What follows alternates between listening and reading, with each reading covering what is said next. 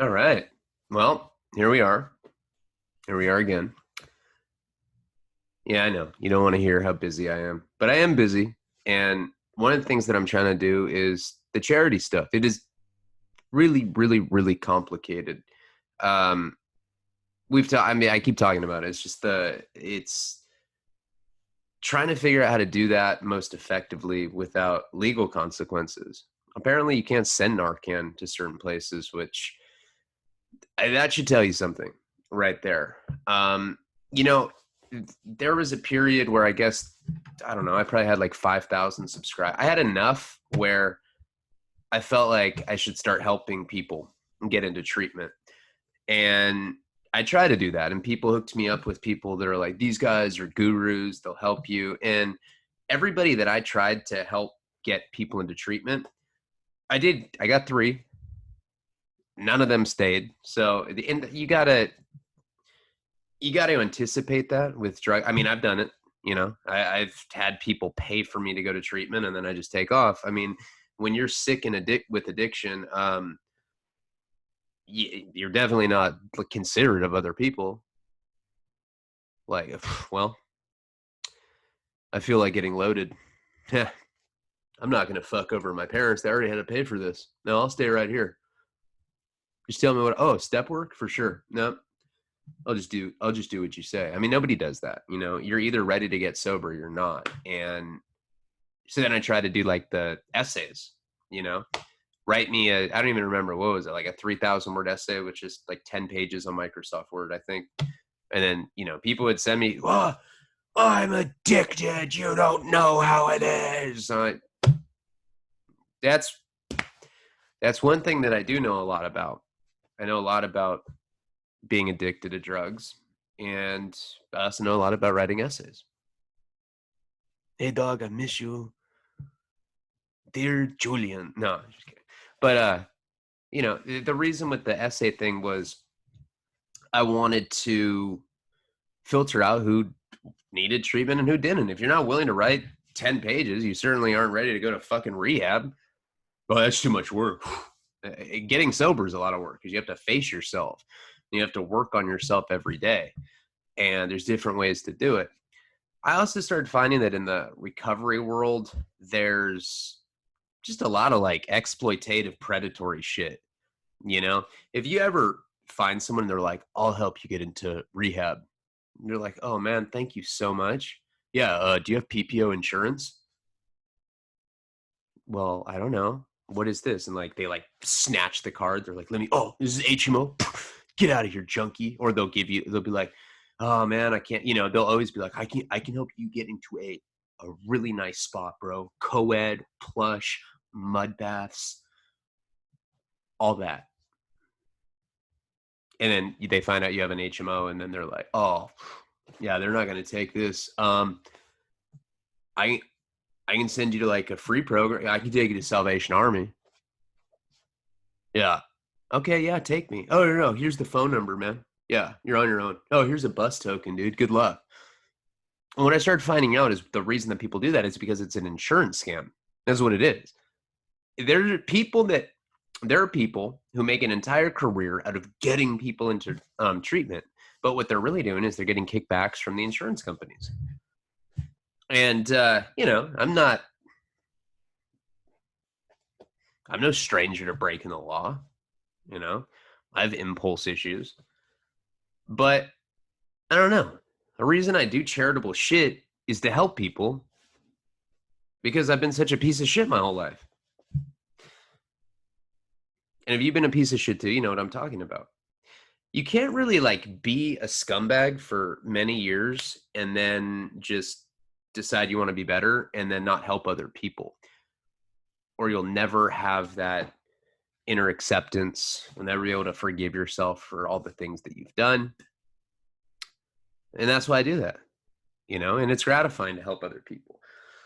So Narcan, it's ambitious. I always do that. I always like take on like way more than I can do. I'm like, yeah, I'll do that. I'll do that. Oh yeah. Oh, that dude, shoot it. Yeah. And then I usually, crash and burn. Narcan thing I want to do. It's expensive to do, and I guess the first thing is figuring out exactly what I can do, what the capabilities are, and what the limitations would be. And I'm trying, but it takes up a lot of time. And then I got all this other stuff going on right now. But I have found a charity that it's a foundation. I really like the people. I really like the whole thing. I don't want to go too much into it because I haven't made an official association with them yet, but I like them. They're an existing foundation. They have a good vision for what they want to do. It makes sense to me. And I'd like to be part of what they're doing. But, I told them, hey, why don't you look into me and make sure that you're okay with me talking about butt fucking all the time. Like, that's all I talk about. There's like people that watch me and they're just like stone cold serious. And then I'll just say something like that. I'll be like, yeah,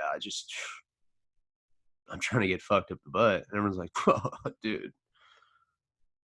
Talent. That guy has talent. That guy is like so funny. So like, yeah, that works, for entertainment, but like, where does the, you got, I don't want to ever be a liability for people that are raising money. And I don't want to be adherent to anyone else either. I don't want to have to act a certain way just because I'm associated with a certain place.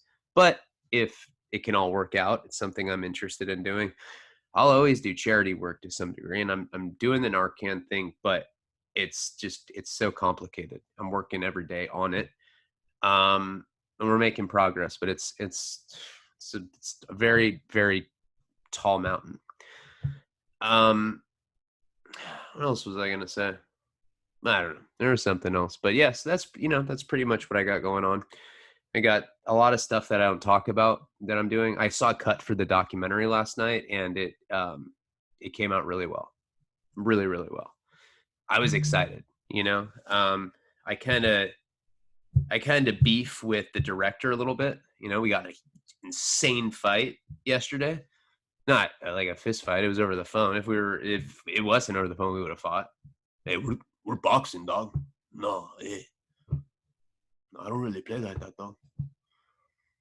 But yeah, we got in a big fight, and we always do. We just don't get along. I mean, I'm sure he's a nice enough guy. We just don't like each other.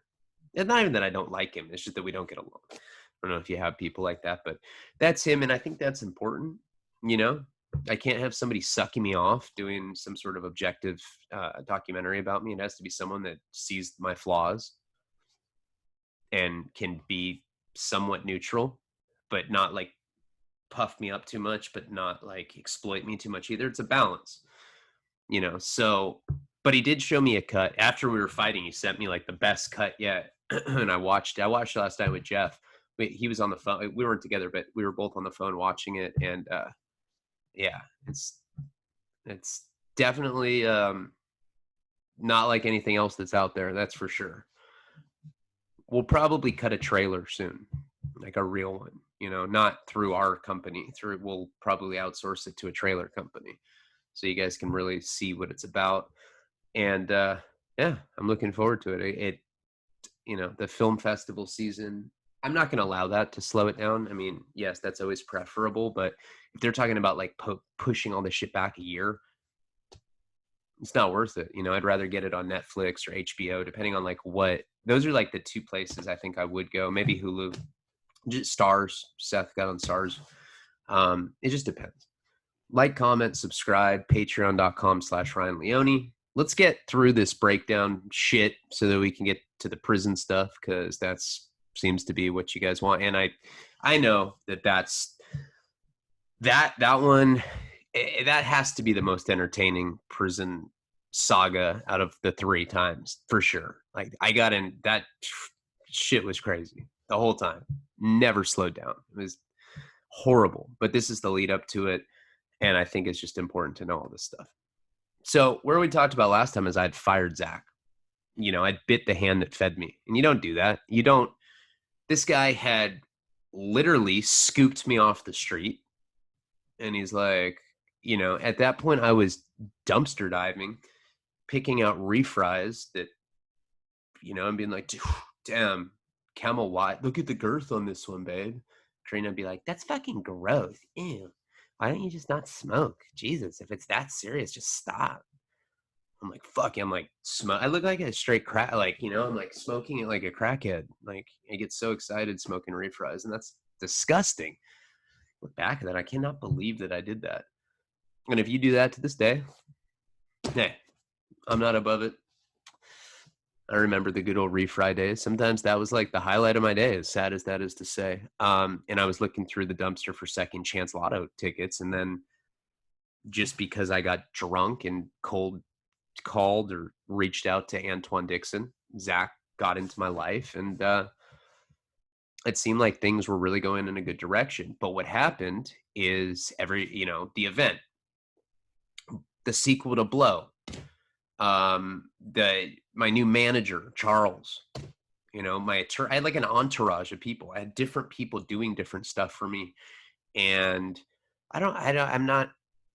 it's really hard to articulate, and this period is spotty for me. But I know that leading up to it, a lot of why I went crazy, and there's no doubt about it, I lost my mind. I've already posted a lot of those videos on Patreon, and I probably lost 25 pounds from stress. So I was like sucked up, and I was in psychosis. I was hallucinating and losing my shit, thinking that people were trying to kill me. And I just went crazy. So getting up to that point, it's like, why did that happen? Well, first and foremost, going back to prison. Like I said, I've said it a lot of times. When you have that impending sense of doom, it just really takes a toll on your psyche. It's hard. I don't know if something really bad happens, say like someone you love dies, or someone that you really love leaves you. You have that kind of, I don't know, figurative ball and chain on you, where you just can't really move quickly through the fog. You're kind of just weighted down, and no matter how good something happens to you, you can only like appreciate a fraction of it, because you have this horrible thing weighing you down, like a death or a breakup or whatever. That's how going to prison feels. You wake up and you just can't genuinely be happy. At this point, I really felt like, for the first time in my life, since I've been trying to make a career out of writing and telling stories about what a loser I've been my whole life, I felt like I was at the best part of that. And I knew I was going to miss the birth of my first son, my only child, if I ended up going to prison. I knew what prison was going to be like. I didn't know what it was going to be. They're talking about years. And DA literally wanted to crucify me. She hated me. She would like say that. I'd be like, hey, she'd be like, I fucking hate you. Pimp. And then on top of that, my relationship with Karina was tumultuous. My relationship with my PO was horrible. My therapist thought I was like some, deranged sex addict or something. And I always be talking about cum spewing out of my girl's nose. I'm like, is that normal? She's like, uh-huh. I'm like, oh. All right. I've been walking around thinking I'm some sort of weirdo or something. She's like, oh, no. You tell she was like scared of me. She probably had a taser in her purse or something, Probably had it all on camera. I don't know. I would just say weird shit to her just to fuck with her. And in retrospect, that definitely didn't help me. So it was a confluence of factors. And then the event, starting the nonprofit, trying to juggle a million things at once, like kind of like what I'm doing now. But the difference is that I don't have the impending sense of doom going to prison, missing the birth of Nico. I don't have that right now. I get stressed, but not stressed like I used to. So all of these things at once. And like I said in the last video, my ego started getting, it was almost a joke how out of control my ego was getting. I remember, I fired Zach. Zach was prone to panic attacks. So he's probably hyperventilating. I was like, you're fired. Now, think about it really from his point of view. This guy had literally built my life up. He's paying my rent. He's paying for everything. He's basically subsidizing my life because he believes in me enough to do so. My gratitude for him should have been boundless. I don't really know how to justify the way that I was acting. I don't think there's any excuse for it. Definitely wrong. And I can see that and own up to it. I think that the success, or at least the illusion that I was getting success, was distracting enough to put all of my stock into so that I didn't have to deal with the reality of the situation, which was horrible. Years, all that stuff, missing Nico's birth. So by focusing on all that, I think my ego just blew up like a balloon. And then I think it inevitably was going to pop, and it did. Eventually it did pop. So I fired him, and I said some really mean stuff to him.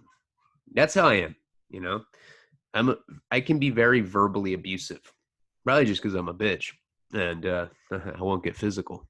If I'm mad at you, I'll just say mean stuff. He was mean. All right, I won't do that. You guys don't like that, boys. You guys used to all give me shit for that. So I fired him. Karina was like, what are you doing? Don't burn that bridge, because he coming into our lives had changed it. When she knew me, the whole time I was a straight bum. It's like, oh, can you pay for our dinner? Let's go sleep in this abandoned house. I got Spotify on my iPhone.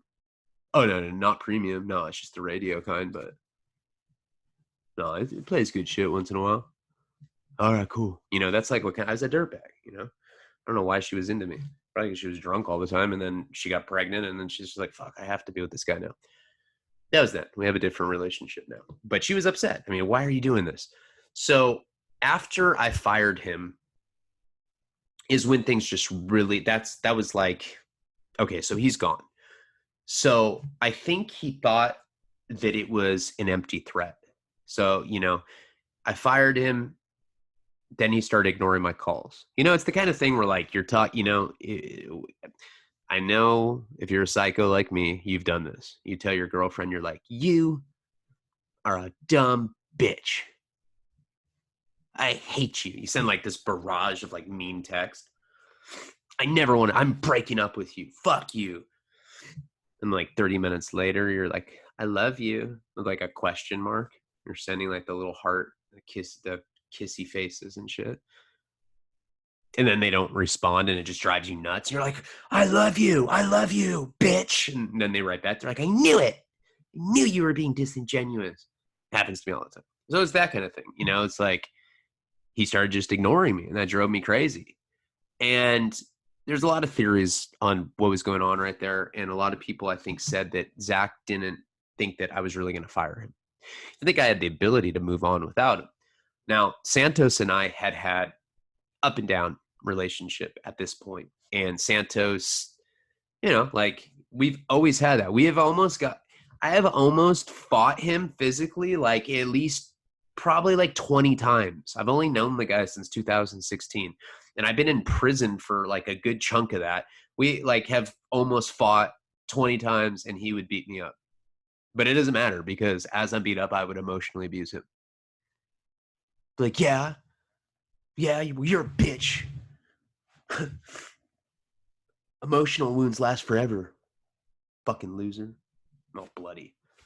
No, but he's a lot bigger than me. 280 pounds or something. He's like a giant. I'm like this little 5'6" guy. So I'd gone to Santos. He was already adapting Wasting Talent into Love in Vain. The whole reason I got Nick to be the narrator is because he was going to play Damien in the Wasting Talent movie. I'll just call it that because that's what it should be called. And I thought it might make sense for Santos to now direct it. But we had a very like up and down relationship. So, of course, egomaniac that I am, I basically sent him some really nasty email, and I'm like, you can direct my film, but you need to do this, and that. And he got, and like the kind of things that I was saying was like, you need to change the title. You need to give me this percentage. You need to give me an executive producer in Transloco, which is a movie about tranny and gangs in East LA. And that I want to be, I want my name on that for sure. I really do like that script. That script's it's really good. I hope it comes out. And he wasn't having it. He's like, "What? Fuck this." No, he's like, "I'm not gonna bend to your demands. Do you know who I am?" And then like, do you know who I am? And we'd just be in like this checkmate of egos. We would talk. So eventually he decides to do it, after Wendy had kind of like, talked him into doing it. He's just like, fine, for the sake of the film, I'll do it, trying to be all dignified. I'm like, all right, whatever, Santos, just, So after all of that, the event was still happening. This is what happened. So after Zack got fired, he called Max, who was one of my best friends growing up. He had a lot of money. He was financing us. And Zack's like, Ryan's on drugs. Max doesn't need to like call me. Like, we've known each other so long. It's like, usually when you've known someone a long time and then like someone you've just met tells you something about them, you go to the person that you've known a long time longer. What? You go to the person that you've known longer and you say, hey, is this true? But when it's me and we're talking about being on drugs, he didn't have to do that. He's like, oh my God, he is on drugs. Fuck that. I'm not financing this. Zack basically called, it was like a vindictive move. Now, you got to remember, I was literally like going in, if not already in psychosis at this point. So, it's hard for me. It's not like other stories that I tell where I remember the chronology just perfectly. One thing that I had forgot to mention that's an important part of this is before Zack got fired, a few things had happened. So let's backpedal a little bit because you guys need to know this. At one point, when I was in the feds the first time, I met this guy named Danny Cohen. He was a really cool guy. I was 23, he's probably 28 at the time. And we were into the same stuff. We liked the same movies. We'd always like quote Big Lebowski stuff and Boogie Nights. Boogie Nights was one of our favorites, which I quote all the time still. And he was involved with that $30 million Ponzi scheme, allegedly. I'm not saying he did it. And when I met him at MDCLA, we just hit it off instantly. And he would tell me that he was going to beat the case. Oh, I'm going to beat the case. I'm like, what are you looking at? It's like life. It ain't a thing. Feds have like a 98% conviction rate. I was like, all right. Thing is, though, is he was involved with the $30 million Ponzi scheme. He would go to court with 11 attorneys. He'd have like an entire crew of people. They were like strapped too. It was like those kind of attorneys. They had like holsters. Like, no, they didn't have that. But, the best that money could buy. Let's put it that way. It was like, he was like the O.J. Simpson of Ponzi scheme people. He just had this elite team. And, every time he'd come back from court, I'd say, well, what are they saying? He goes, they're saying I'm going to beat it. I'm like, all right, cool. And he was the most generous guy ever. I remember one Christmas, he put like $1,000 on my books. He had his girl do it. He's married to some model that lived in Calabasas. And I remember another time I went into the cell and he goes, hey, open your hand. And I was like strung out on heroin at the time at MDCLA. And I open my hand and he just drops like, I don't know, 3 or 4 Oxycontin 80s. When you're strung out, that's like winning the lottery. He's just like, that's a gift. And he did that multiple times with Oxycontins. He'd always get them from other floors and he'd give them to me. He just looked out for me. So when I was at MDCLA, I had started writing Wasting Talent, which, my book that Santos got the rights to. Same one we're talking about in current time, but this, what I'm telling you right now, took place in 2009 at MDCLA. So I wrote The Pocket Butthole. That was the first thing that I wrote for the book. And, people read it and were like, this is incredible. This is gold. This is literary gold. Let me read it again. Oh my God. And like people really liked it. I mean, it's not literary gold. I'm talking about looking at my own asshole in the mirror, high on meth, and jerking off to tranny porn. I don't know. My mom gives this book away to her friends at Christmas. And it's weird. They never look at me the same after all that. It doesn't really matter. So he had encouraged me to keep going. You know, he was probably like one of the first people that I'd shown any of my writing to. And the pocket butthole is the first thing that I wrote. And I kept it word for word, exactly how I wrote it the first time. And that was in like December of '09. And he was very encouraging about it. He said, "Hey, I'm friends with so-and-so." A person that he was friends with is a very, very well-known director. You guys would know who he is if I said his name. Not going to say his name though. And he's like, "That's my best friend. You know, we grew up together in LA, and I can plug you with him when you get out. When you get out." He's like, "If I'm not out for some strange reason, then just contact him at some point and tell him that I sent you and that he owes you a favor." I was like, "All right, well, yeah, you're probably going to be out before me." You know, I'd already been sentenced to 5 years. I was just waiting to go to Victorville, to go to prison. And, you know, I ended up leaving. And like, I don't know, maybe a couple years later, my dad had stayed in contact with him on Corlinks, the email system. And, you know, my dad's like, "Hey, I heard from Danny today." I was like, "Oh, really? How's he doing? Where's he at?" He said, I forget. He was at some federal prison somewhere. And I was like, "How much time do you get?" And my dad said 30 years. So, I mean, I don't know, he'd spent a couple million on his defense. It was really sad. He was, you know, like 28, and he was just a really good guy. That was in like 2010 that my dad told me that, maybe 2011. And I'd met him in '09. So I had gotten out of prison and I tried to contact this guy. You know, I felt like he told me I could go up to him and say that. And who knows? People say all sorts of shit in prison, you know? You know, "Oh, dude, when I get out of here, my mom owns an entire apartment complex." Straight up, dog. Straight up. Come to find out that the mom doesn't even own an apartment, you know? And like, you've already made plans to move in. "Oh, you get a free apartment, all that, all that, all that. I got you." That shit happens all the time.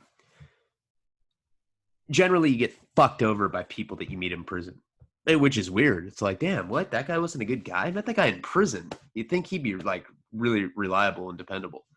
But that, you know, that's just not the case. It's usually, you know, I mean, you don't really go to prison for being like a nice guy. I don't know. Maybe if we're trying to sell Narcan. I don't know.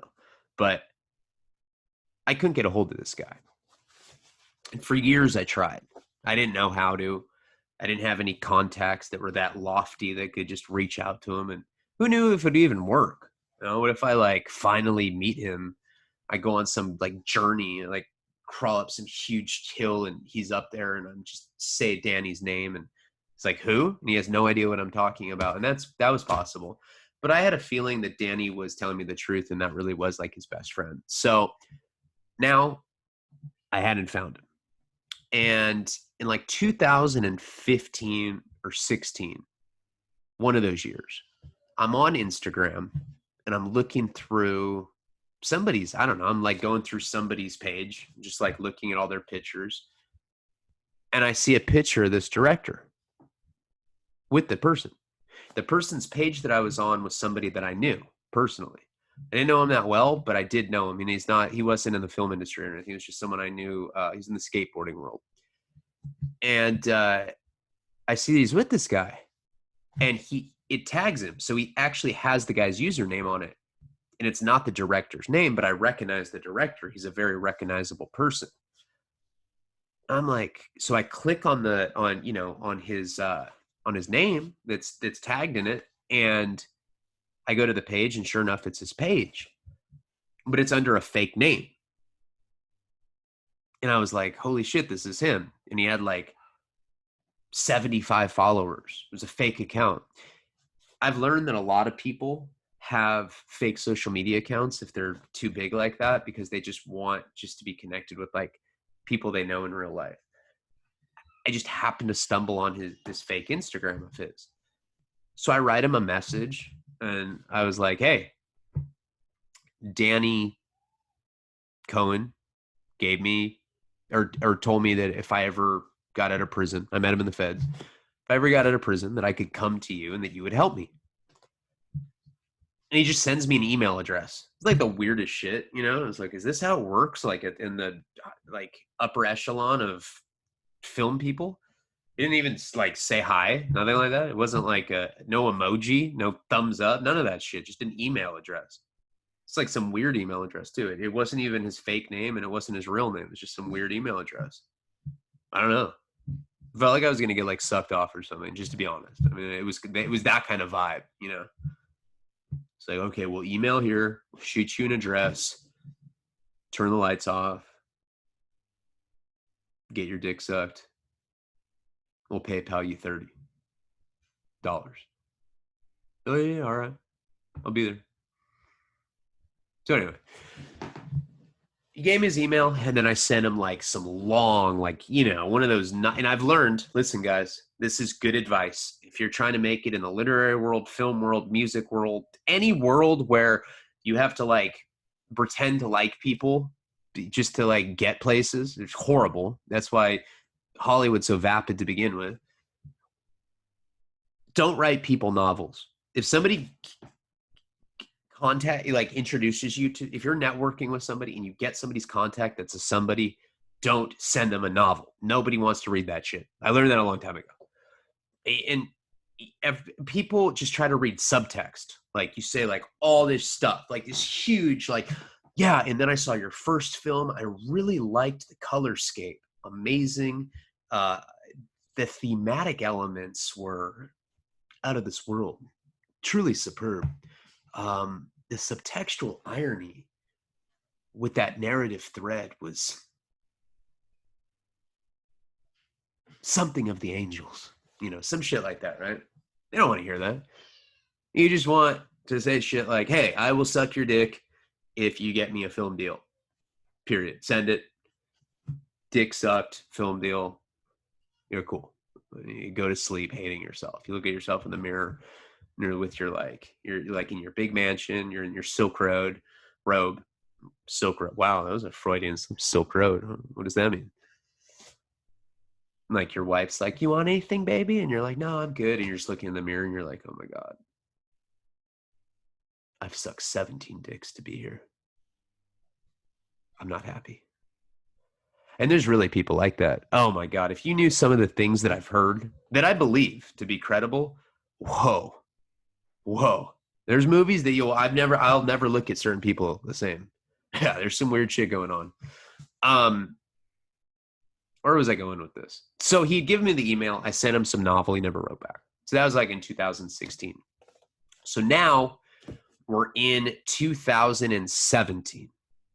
I'm in the midst of my ego shit, blow two. Haven't even met Christina yet. Haven't even met my future manager, Jose. None of those people. You know, we just talked over the phone. Yes, sorry, my nose is running. She's on drugs. I'm not. Allergies. I'm allergic to Wellbutrin. So, you know, at this point, I reached out to him again. You know, the first time I wrote a novel, and now I like actually have some stuff going on. But it's not like impressive stuff. It's like possibles. You know, it's like, well, this could possibly happen, but it's not like I'm doing this. Like, hey, I might be doing this. That's it. Nobody gives a shit about stuff like that. Yet the worst is when people are like, dude, I have $1 million idea for a film. It's like, well, that's great, man. People aren't buying ideas. People aren't even buying screenplays. They want a franchise. You know, they want a comic book. They want a best-selling book. You know, the spec script world is just not happening anymore. So I reached out to him again, and this time he wrote back. You know, and I basically had told him, I forget what I said. I had some angle like, hey, I'm getting a multi-property deal with Blow. Can you help me look at this?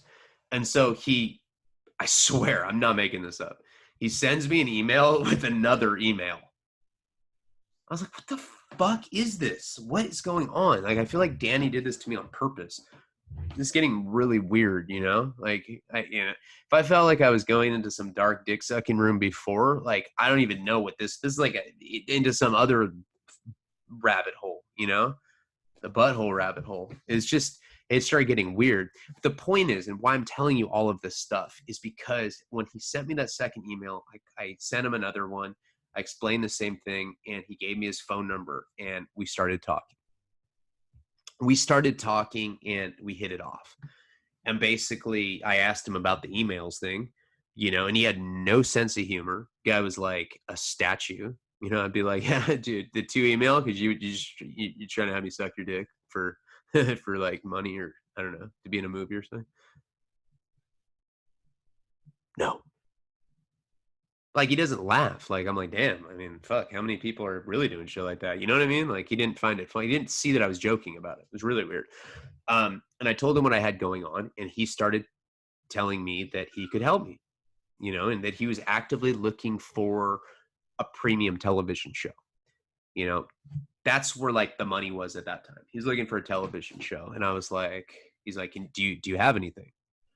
Now, I had the anti-heroes thing with Tony, and that's what I was thinking. So I told him that I'd send it to him. I tried to get Tony on board with it. Tony and I were already fighting because of this deal.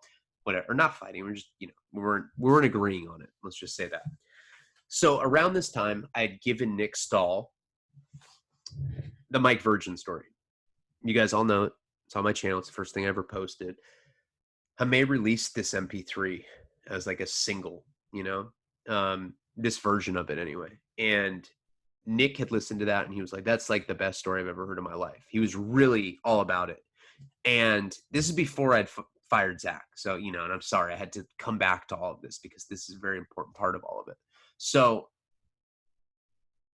Nick told me that like I had something with the Mike Virgin story. He's like, man, if you get this in the right person's hands, I think that you could really do something with the story. The story is amazing. And it could even be a TV show, because it's like so richly structured. Like you could like, I don't know, you could stretch it out into television. So I brought it back to this guy, the guy who I did the double email thing to, the guy that I did dick sucking humor. And he's like, no, that guy.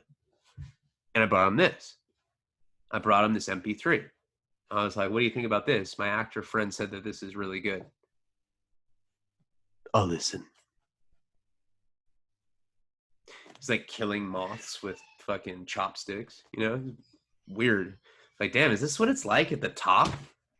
Fucking weirdo. Like servants and shit. So I ended up, he ended up listening to it, and he wanted it. He's like, this is exactly what I'm looking for. Let's turn this into a television series. What other stories do you have? Now I got the YouTube channel that there's probably enough stories on here to make a lot of television. But back then I wasn't thinking about the big picture. I was just thinking about this one particular thing. So he had asked me if I could find a writer to do it, like an established screenwriter. And I knew Jim. Jim and I were close. So I went to him, and Jim couldn't do it. Jim's like, nah. He's like, I'm too busy with your documentary, and he had other films in the works. I'm too busy right now.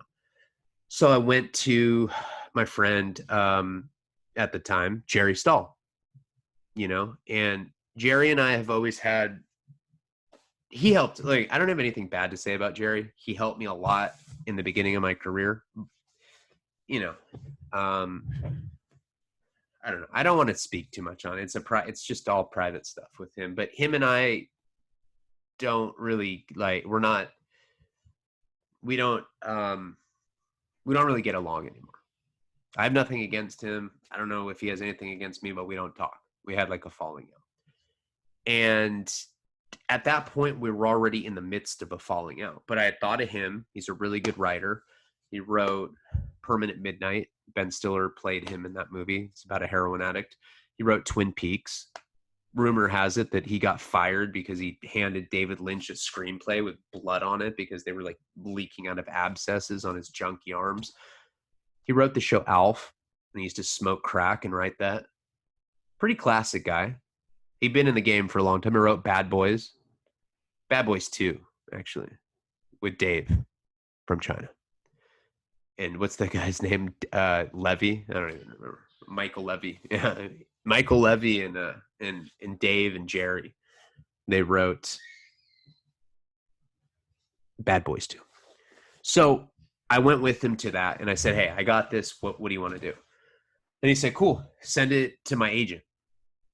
Oh, no. Hold on. See, this is where things get confusing. This is actually, I'm getting two things mixed up. I'll get to that. First thing is Zach wanted to interview Jerry for the documentary. I asked Jerry directly because we needed to have more people that were recognizable.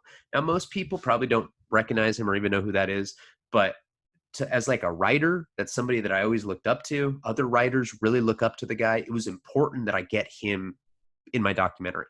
I asked him directly. He said no. I was like, what the fuck? Why? I was like, why? And he wrote me back, and he basically, there was a reason he couldn't do it, and I was like, okay, fine, whatever. But Zach was really adamant about getting Jerry. He's like, we got to get Jerry. Jerry's a legend. I'm like, well, I'm not disagreeing with you, but I don't know. By that point, him and I were already like, our friendship was like, teetering. Is that even a word? Sounds right. It's teetering. If it's not a word, I meant that it was unstable, it was precarious, unbalanced. I'll say that. So Zach approached him without me. I gave him like Jerry's number, and I said, well, here's a number, here's his email. Maybe you'll have better luck with it. And then I really like Jerry, and I hate it when people don't like me, but I think Jerry didn't like me at that point for a few things that I don't really want to get into, but it had nothing to do with sex. But like Zach calls me, he's like, Jerry's the best guy ever. I'm going golfing with him. We're going to go ski in the Alps. This guy's the man. He's like, ooh, check out this slideshow that we just made together. It's a friendship slideshow. He has his arm around Jerry's neck, and like they're making like silly faces in like a photo booth. I'm like, what the fuck, dude? Just go and steal my friend like that. We were never really friends, but he's kind of like a mentor to me. So he decides to do the interview for Zach. Like they hit it off. Zach's like, she's so cool. He set me up on a date with his sister, dude. He's the man. You could learn a thing or two about him. He's just all like all into Jerry. I was like, what the fuck? So anyway,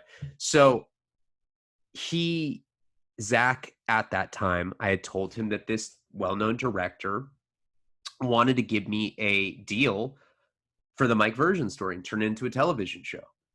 So he went to Jerry and he said, Jerry, do you want to turn this Mike Virgin thing into a show?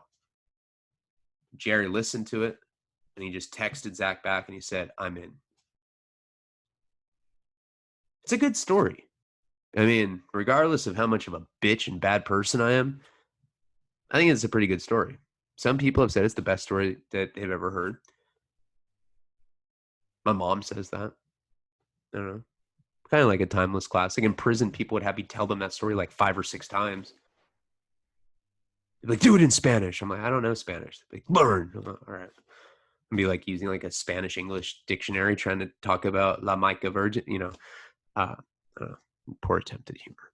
Can't hit him every time, guys. So what happened after that, and sorry, this is convoluted. I know it's like not my best stuff, but it's like such a complicated story leading up to prison. And then once I'm in prison, all of this stuff comes back. And it's like, if I don't talk about all this shit, then you guys aren't going to understand what's going on in prison.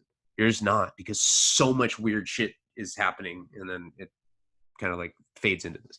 So around that time, I'd done Penthouse, I'd done Malibu Magazine, I had done Santa Barbara Independent, I was getting ready to do Vice, LA Weekly, I'd already done Huffington Post, and then we were doing Gonzo Today, which is the same online magazine that had put Santos and I on the podcast.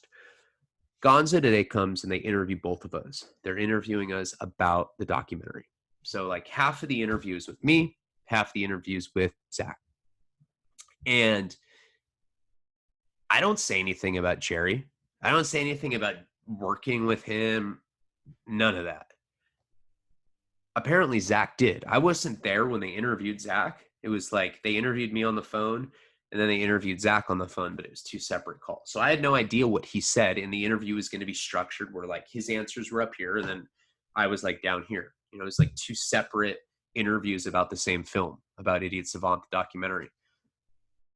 Right around that time, I was talking with the blow people, you know, the blow people. Well, the blow people are calling. I got to go. They blow people, you know, I don't know. Just so you know who they are, you know, just all the real people from the film Blow. Mirtha, Christina, George, the whole little universe of Blow.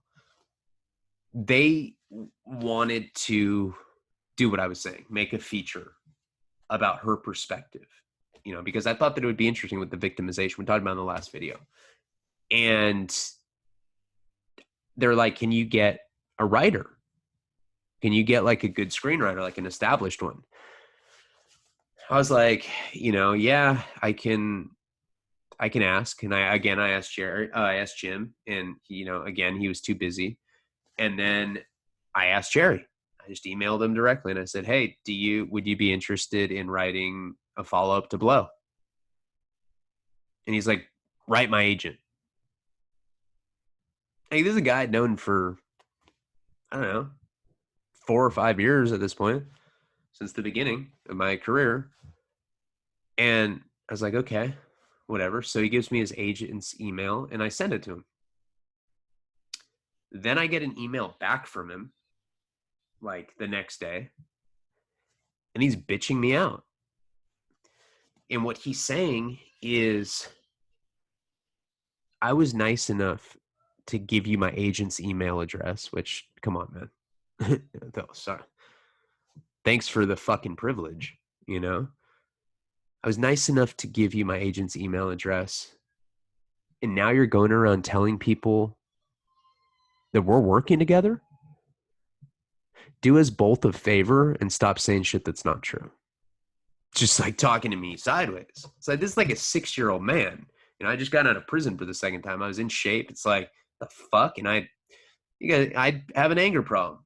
So I just went off on this dude. I wrote him an email back. I said, you know what? Fuck you, you old piece of shit.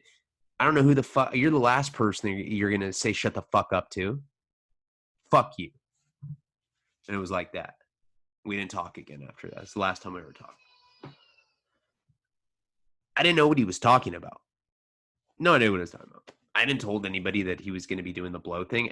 Nothing had happened. All that had happened is he gave me his agent's email address, and I was trying to get a letter of intent to say that he was interested in working on the project. There was no contract or anything, and I didn't tell anyone about it. I didn't realize that Zach had said that in the Gonzo Today interview. So when that came out, I'm reading it. It gets to Zach's part, and they ask him specifically. They say, what was it like, you know, how did the Ryan and Jerry Stahl project come into fruition? And, you know, Zach was like, he said something like, you know, Zach's a nice guy. I'm sorry, I have this long fucking eyebrow hair, and it's driving me nuts, dude. Oh my God, it's still there. It's like a blonde one. It's like some mutant, like, ugh. See, usually I like go and I get my eyebrows like at least shaved when I get my my haircut. At least they hit it, you know, with like a comb, but they're not, barbershops aren't even open, so I can't do that. So anyway, you know, Zach said something to the effect, well, oh, it was seamless. It came right together. You know, I sent Jerry the MP3 that Ryan had recorded, and he said, I'm in. You know, he said it just like it happened, because Zach was relatively new to the industry. So was I. I didn't know shit about it. I didn't know anything about the film industry. You know, I only know like as much as anyone knows about it. I don't know. I don't really know how all this stuff works. I didn't then. I know somewhat more now, but not, you know. So he's just excited that we were going to be doing a project together. And Jerry had told him that he would do it. But Jerry misunderstood, because I guess somebody had read that in the Gonzo Today article and had gotten back to him, and he said, oh, Ryan's saying that you guys are doing something together before we'd even sign a contract or anything. It could be, I mean, because Zach had gone up to him and he dropped the director's name with the double email. Gone. That guy. So this like big misunderstanding. So then I wrote him back after I'd sent that blowout email. And I sent him the link, and I said, I didn't even say that. Like, check your sources. You know, I can't control what people say to the press. You told the guy, you know, what the fuck? I don't know. And we never talked again. So like that's like how that's how I burned that bridge with him. I'd say that that's probably the most appropriate way. I have nothing against Jerry. I think Jerry's a really funny writer.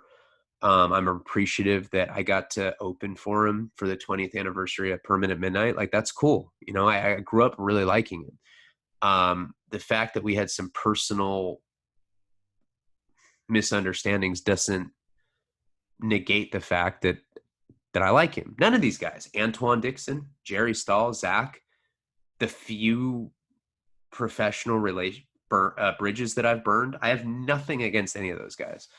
In fact,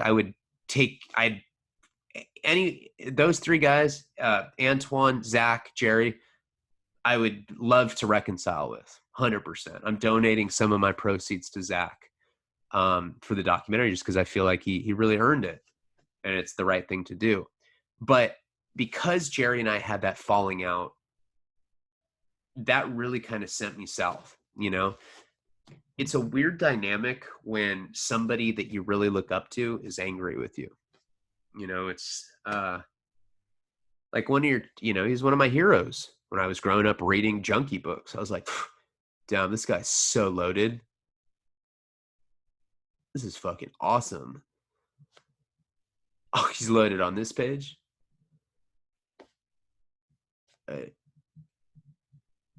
Wait, the whole book? This is my new favorite book. He does drugs on every page. But that's not all that he was. He's got a lot to say. He's a real writer. He's a good writer. But it sucks when you have a falling out like that. With somebody you really look up to like that. And so what happened is, as that happened, so Jerry falls apart, and then Zach calls Max. He's on drugs. Max is like, oh my God, he probably is on drugs. And like everything kind of started like going against me at this point. And I was trying to start the nonprofit. I'm trying to do the event. I'm probably getting 2 or 3 hours of sleep. And I'm getting the sleeve done. I'm getting a lot of tattoo work done. And I get ink poisoning. I get really sick. I have to go to the hospital because I'm throwing up. I don't know. I only got like 8 or 9 hours of work done. But that's, I don't know. That's a lot of ink. And I had to go to the hospital. And when I went to the hospital, they told me that I had pneumonia. And I had pneumonia when I was a kid and it almost killed me. And they said that I couldn't leave. They said, nope, you have ammonia and you have to stay in the hospital because it's literally threatening your life. And we will get into the rest of this on the next video. I know this story is really hard to tell. Trust me, if I could like outline it and really remember all the chronology, it's better. It's just a necessary evil to get to the 3rd prison term, which we'll get to soon. I don't know. Maybe there's like 2 or 3 videos left in this. I'm not really sure. I'll probably try to stretch it as long as I can because I'm a piece of shit. Like, comment, subscribe. Check out Patreon. Patreon's where it's at, in my opinion. Ask people. Say, hey, how's it working out over there? Does he really give dick shots? Is he cool? What's he like? Any poetry? Any of those questions. Come check it out. Appreciate you guys, and I will see you next time. Palabra.